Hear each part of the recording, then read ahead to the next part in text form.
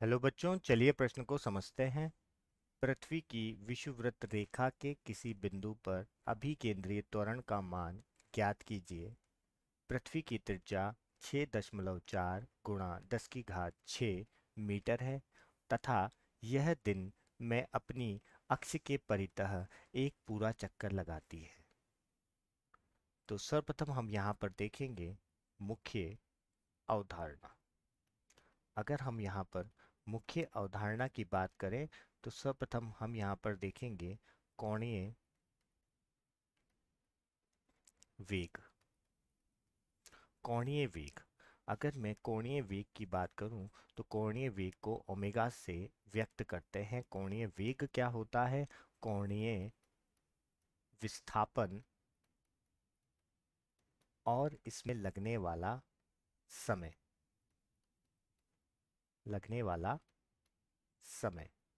तो हम ओमेगा को लिख सकते हैं।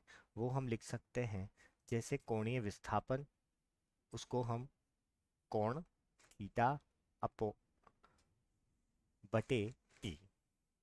अब मैं बात करूंगा यहाँ पर अभिकेंद्र त्वरण की।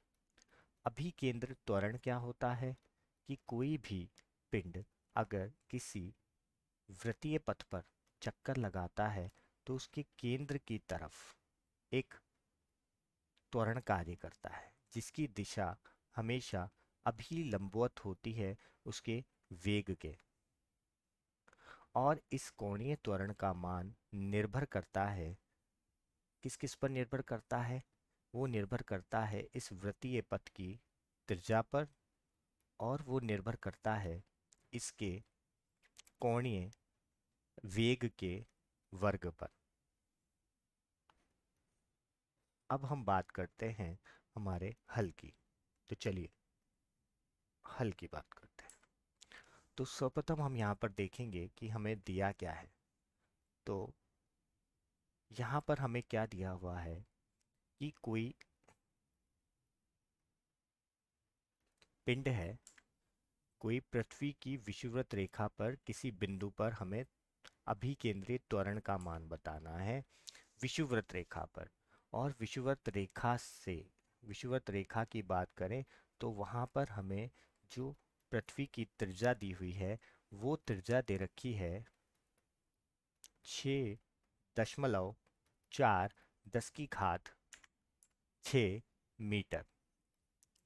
और अब यहाँ पर ये किसी v चाल से आगे बढ़ रहा है और इसकी यहाँ पर जो कोणीय वेग है वो ओमेगा है। ये तो क्या दे रखा है हमें? कोणीय वेग।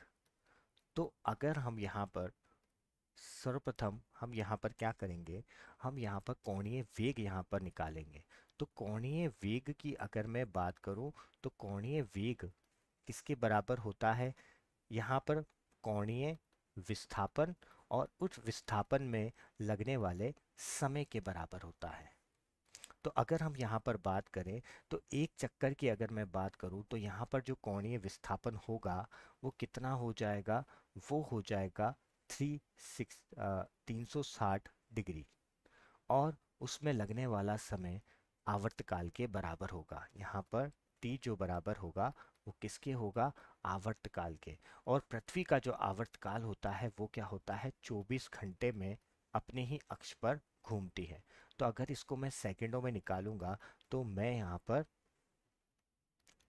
3600 से गुणा कर दूंगा।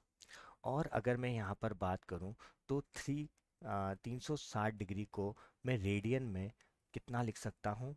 2 पाई लिख सकता हूँ।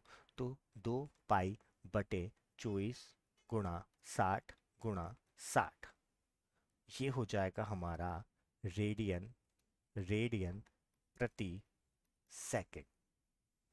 ये हमारा क्या निकल गया है? ओमेगा। अब हमें क्या निकालना है यहाँ पर? तो सबसे पहले अब हम यहाँ पर बात करते हैं अभी केंद्र त्वरण की। और अभी अभी हमने बताया कि जो अभी केंद्रित त्वरण होता है इसकी दिशा हमेशा अभिलंबवत होती है किसके? वेग के या चाल के। हमेशा अभिलंबवत होती है वेग के। तो हम यहाँ से लिख सकते हैं आर ओमेगा का वर्ग। आर भी हमें दिया हुआ है 6.4 10 की घात 6, और ओमेगा अभी अभी हमने निकाला है 24। तो इसका वर्ग कर देंगे और इसको हम क्या कर देंगे, हल करेंगे। तो यहाँ से जब 6.4 10 की घात 6, ये हो जाएगा 4,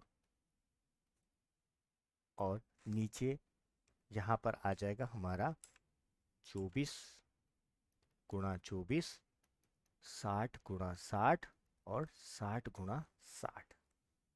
अब जो कट रहा है उसको काट देंगे, और जो बचेगा उसको हम हल करेंगे, जैसे 4 से 6 बार, और यहाँ पर जो भी, अब इनको हम गुणा कर देंगे, जैसे 640 गुणा पाई का मान हम रख देंगे 3.14, और यहाँ पर हो जाएगा 144 गुणा 1296।